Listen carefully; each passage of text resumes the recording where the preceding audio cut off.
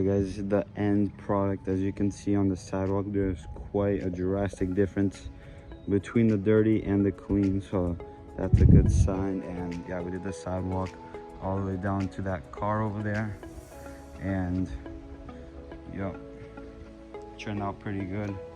There are a few spots like towards the edges or the cracks that sort of dried up and stayed dirty, but that's how it always is. But yeah, this is the job. And honestly, it doesn't even look that like clean in video, but in person it's like really white. The rocks sort of make it look like it's still dirty, but that is the job. Hope you guys enjoyed.